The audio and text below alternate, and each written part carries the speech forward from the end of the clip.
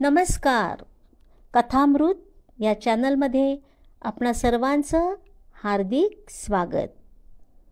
ओटी भरा ग ओटी भरा, माझी ओटी भरा, जाणार आज मी माहेराला, माझ्या माहेराला. ओटी भरा ग ओटी भरा, माझी ओटी भरा. नमस्कार.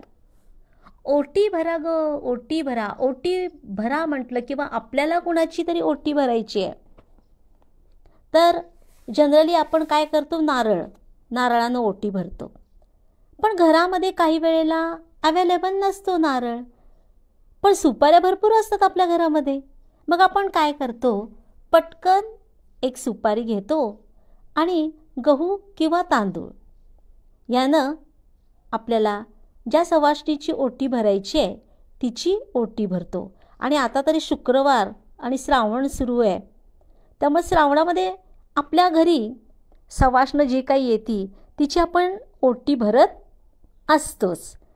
तर ओटी भरताना आपण सुपारी वापरतो ना, तर ह्या सुपारीला अग्रमानाचं फळ का मानतात असा आपल्या मनामध्ये प्रश्न येतो की असं काय आहे कारण की सुपारी प्रत्येक गोष्टीत बघा, पहिल्यांदा आपण कोणतीही पूजा करताना, सत्यनारायण करा किंवा आणखीन कोणतीही गोष्ट पूजा करा, पहिला सुपारीची पूजा करतो.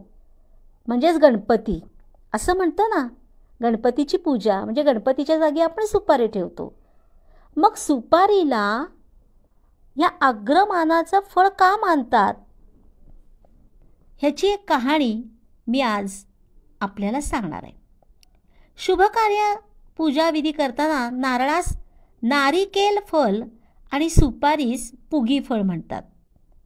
नारळ सुपारी यांचं नातं पती पत्नीचं मानलं जातं. पुरुष एकटा पूजेला बसणार असेल तर उजव्या कनवटीला बघा सुपारी बायको समजून लावतात. तर त्याची कथा अशी आहे की श्री गणेश म्हणजे गणपती बाप्पा महर्षी व्यासांना म्हणाले की कलियुगातील लोक म्हणतील महाभारत झाले हे कशावरून ओळखायचं, म्हणून महाभारताची खूण या पृथ्वी तलावर ठेवली पाहिजे. महर्षी म्हणाले, धनुर्धर पार्थ एखादी खूण पृथ्वी तलावर ठेवतीलच. कलियुगाला प्रारंभ झाला. अग्निनारायण अर्जुनाला म्हणाला, गांडीव धनुष्य आणि अक्षय भाता माझ्यामुळे तुला प्राप्त झालाय, ते मला आता परत कर. तुझी इच्छा असेल तर एक शेवटचा उपयोग करून मला दे. अर्जुनाने धनुष्याला नमस्कार केला, व्यास मुनींचे स्मरण केले. दैदिप्यमान बाण पृथ्वीच्या दिशेने सोडला. पोपटाची पिसे लावलेला तो बाण सरळ वेळूचा बाण वायुगतीने कैलास पर्वतावर निघाला. शिवाच्या पायाला त्यानं स्पर्श केला आणि परत पृथ्वीवर परतला. पृथ्वीवर बाण जमिनीत घुसला. व्यासांच्या आशीर्वादाने बाणांच्या पिसांचे रूपांतर हिरव्या गार फांद्यात झाले. वेळूचे रूपांतर खोडात आणि टोकांचे रूपांतर मुळात झाले आणि सुपारी वृक्ष जन्माला आला. पुढे सुपारी वृक्षाला फळे आली, तीच सुपारी होय. सुपारी वृक्ष म्हणजे गणेशाचे सूक्ष्म रूप व्यासांच्या आशीर्वादाने ठरले. गणपती म्हणून सुपारीची प्रथम पूजा करण्यात येऊ लागली.